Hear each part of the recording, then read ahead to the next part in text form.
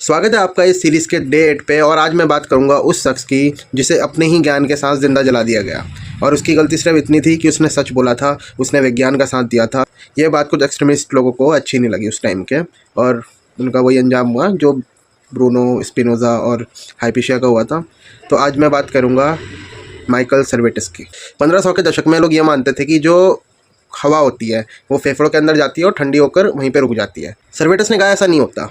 पहले खून फेफड़ों में जाता है, हवा से मिलता है, साफ़ होता है, फिर दिल में आकर पूरे शरीर में घूमता है। तो वो बात कर रहे थे परमेलरी सर्कुलेशन की। आज हम इसे इसी नाम से जानते हैं। पर एक छोटा सा फ़र्क है कि सर्वेटिस को उस टाइम हीमोग्लोबिन के बारे में कुछ नहीं पता था, क्योंकि हीमोग्लोबिन उनकी मौत के काफ़ी टाइम बाद डिस्कवर हुआ था। और आज हम सब जानते हैं कि हीमोग्लोबिन ही वो सबसे बड़ा रीज़न है कि ऑक्सीजन एक जगह से दूसरी जगह ट्रैवल कर रहा है। अगर आप हीमोग्लोबिन को साइड रखो तो बहुत हद तक वो सही थे।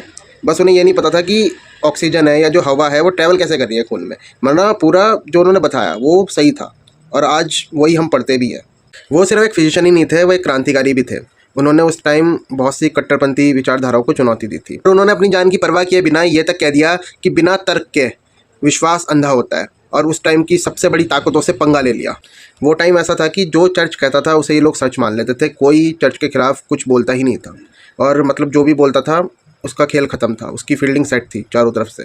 और इसका अंजाम ये हुआ कि उन्हें गिरफ्तार कर लिया गया, उन्हें सज़ा सुनाई गई। चाहते तो बच सकते थे, उनके पास ऑप्शन था। बस वो ये कह देते कि मैं गलत था, मेरी किताबें गलत थी, मैं जो कह रहा हूँ वो गलत है। क्या पता चर्च उन्हें छोड़ भी देता, पर उन्होंने मानने से मना कर दिया। उन्होंने कहा मैं बिल्कुल सही हूँ, मेरी किताबें सही हैं, तुम गलत हो। और फिर अंजाम उनका वही हुआ जो हर क्रांतिकारी का होता है, उन्हें मार दिया गया, उनको जला दिया गया उनकी किताबों के साथ। आप यकीन नहीं मानोगे कि आग को धीमा रखा गया था, उन्हें धीमे धीमे जलाया गया था ताकि वो तड़प तड़प के मरे, ताकि उनका दर्द 100 गुना बढ़ जाए। सर्वेटिस खाक हो गए, पर उनके विचार कभी खाक नहीं हुए। आज हम उनके बारे में पढ़ते हैं, उनका परमेलरी सर्कुलेशन सब पढ़ते हैं, सबको पता है। आज भी हम उनके बारे में बात कर रहे हैं। तो मैं हमेशा कहता हूँ और बार बार कहूँगा कि आप सच को जला सकते हो पर सच को मिटा नहीं सकते। तो आज के लिए इतना ही। ये कहानी थी माइकल सर्वेटिस की। कल मैं आपसे फिर मिलूँगा एक नई कहानी के साथ, एक नए पर्सन के साथ। तब तक के लिए बाय। और इस वीडियो को देखने के लिए आपका धन्यवाद। 1500 के दशक में लोग ये मानते थे कि अरे यार ये कुत्ता फिर से शुरू हो जाता है। और ये बात कुछ कर अरे यार ये साला वर्ड भी ऐसा है, कट्टरपंथी।